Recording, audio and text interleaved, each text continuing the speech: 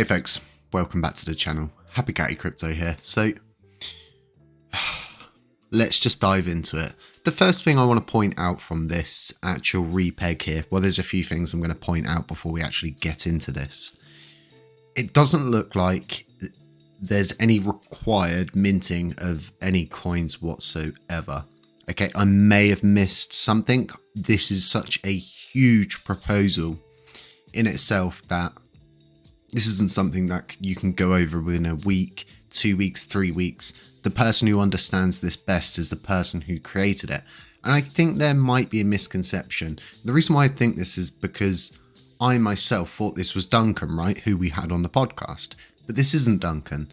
This is somebody else who was part of the quant team during the Terror Rebels situation, who are getting funded again. So you'll be hearing a lot more from them, considering we've decided to just fund them for another 3 months. Anyway, I have reached out to this Redline Drifter person, and I have put forward a podcast opportunity for them. I think they're going to take it. They had agreed to it. Our time zones are relatively close together. So like I was saying, I think the best person to really sit, question, ask loads of different things is really straight from the horse's mouth in this situation.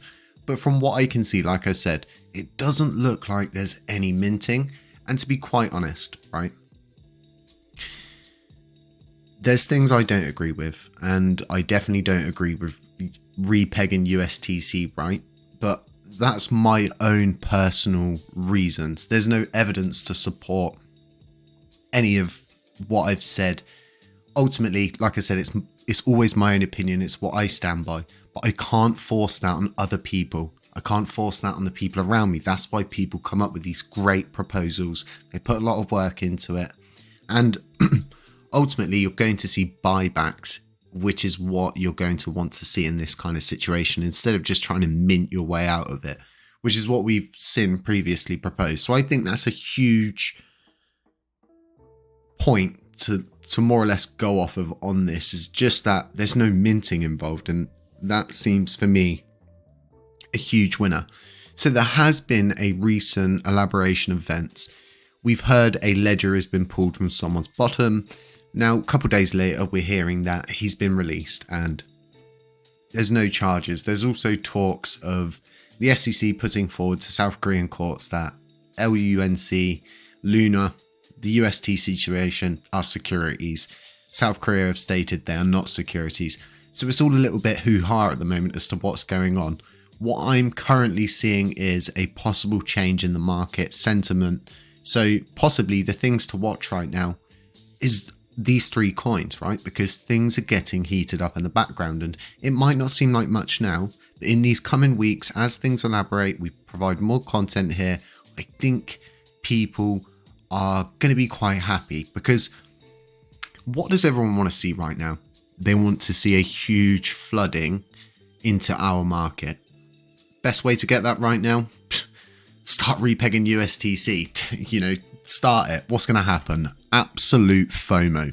Anytime there's even been a whisper of a repeg and some sort of proposal passes that's not even to do with like actually repegging it at the time, we've always seen a FOMO event. And God's honest truth, maybe that's what we need right now. This in itself is, like I said, it's so hard to break this down, but there's different scenarios, and in each of these scenarios, it's a step-by-step repeg, right? It's going to go slow and steady. It's going to tick the boxes. It's going to cross the T's. It's going to dot the I's as it goes. And the negatives from this is you're likely going to see a diminishing of trading on chain. Well, guess what?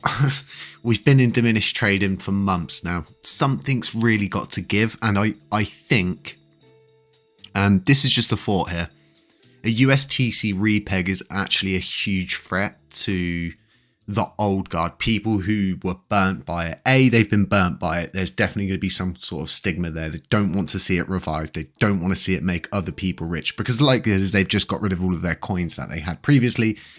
That probably would have made them a pretty buck if it did repeg, right? Exactly, because their coins would have been worth $1. So there's some kind of level of hatred there for USTC.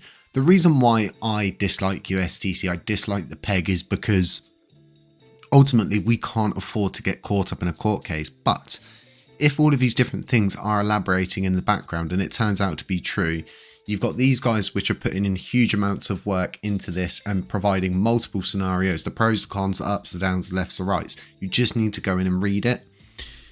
I think there's something here. And I don't think it's just me that sees this. I think there's a lot of other people in the validating community and in the community themselves that want to see the beginning of this REPEG. And, you know, as we've been saying previously, USTC is on its way into our sector. That's going to come with the Alliance module. So having an algorithmically backed stablecoin is complex. You're going to need something very stable at times to back something like that. We're going to get to a point where you've got to have, you know, the backing of that peg, right? So something I believe is going to be intertwined later on in the future. It gives us another like kind of safety barrier. So going through this, like I was saying, you're going to see protocol buybacks. You're going to see percentages going. So I think it's 5% from each buyback goes to the Oracle pool and community pool. That's split down the middle 50-50. This is really good. Not only are they thinking about REPEG and USTC, but they're also thinking, you know, how can we give a little bit to the community pool? How can we give a little bit to the Oracle pool?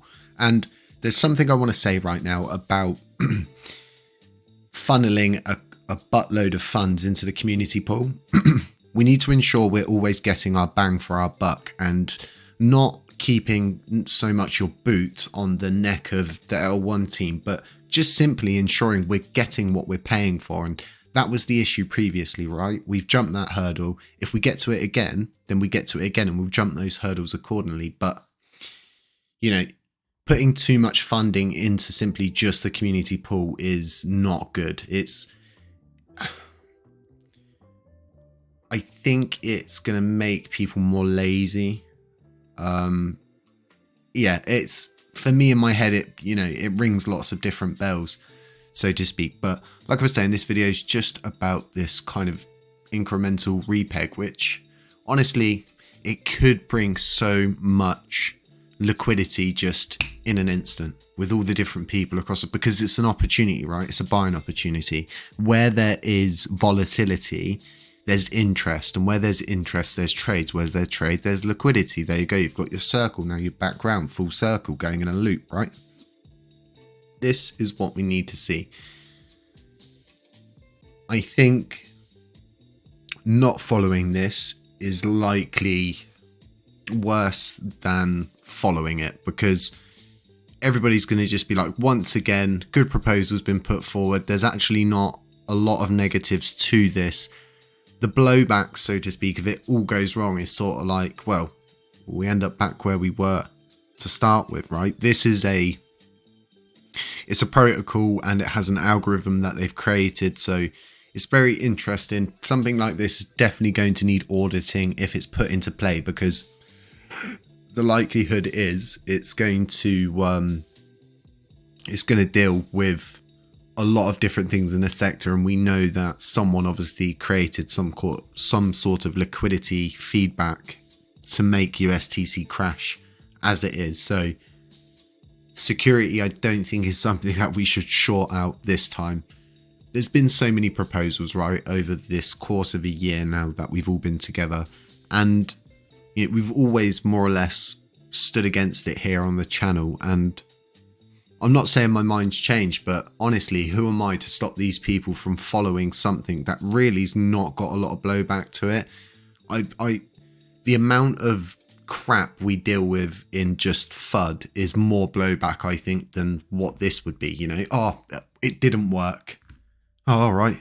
You know, oh, well, we tried, and then we can move on from it. So, like, either way, I believe that even if it fails or it succeeds, it's going to be good for the chain, because ultimately this is a hurdle we keep getting to, and it's just sort of like, you know, we just keep walking into it and then stepping backwards and walking into it and stepping backwards and walking into it, you know, we're never jumping the hurdle.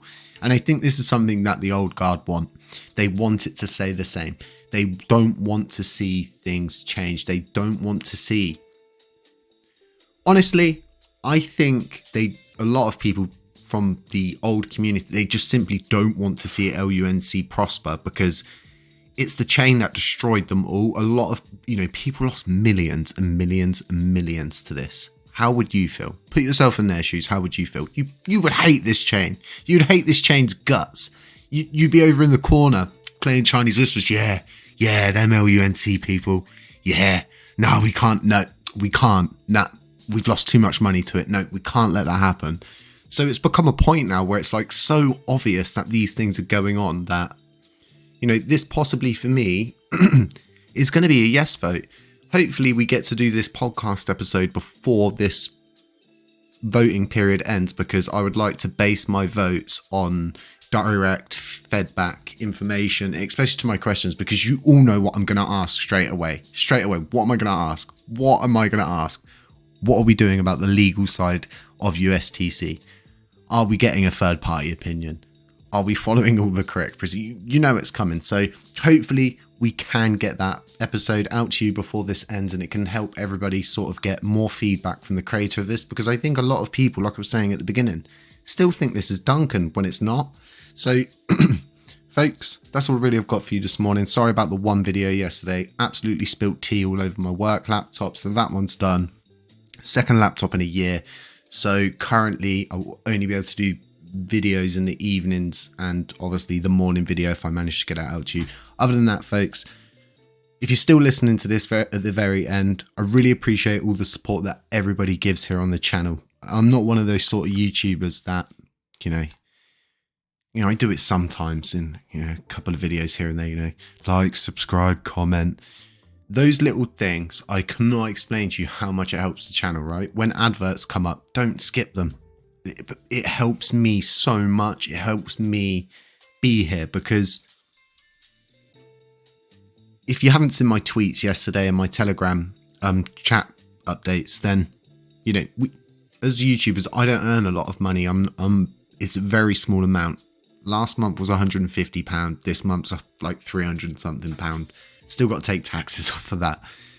And that's YouTube taxes. And then I have to take my own taxes. So like, I'm not here for my wallet. I'm not doing this because I'm getting paid money whatsoever. In fact, I'm having to put money into the node, the running costs. So people always ask me, right? How can we best support you, Jay? What can we do? Tell your friends. Tell your grandma if she's got crypto. Like, subscribe, comment. Do those things consistently all the time. And just don't skip the ads. It's really that simple. Folks, like I was saying, I really appreciate the support. We have been in this a year now. Hopefully, and as much as it goes against like everything and every bone in my body right now, I'm kind of hopeful for this, because it could bring a lot of liquidity into the blockchain. We need a win right now. And if that win doesn't have minting attached to it, seems pretty good to me. So let me know what you're all thinking about this. I know this one's got a lot of people's hairs up. It's ruffled a lot of feathers. It's definitely going to be a close one on the vote. I can tell you that much. If you're delegating with us, thank you so much. You can delegate your LUNC with us. Obviously, as you can see, if you're checking the votes on LUNC Dash, where you can actually see who's voting what, you'll know who's been voting to fund Terror Rebels. If you feel like it, redelegate with us. It helps support us so much. Folks, catch you in the next one. Stay safe, stay aware, stay humble. None of this is financial advice, all for educational purposes only, and I will catch you in the next one.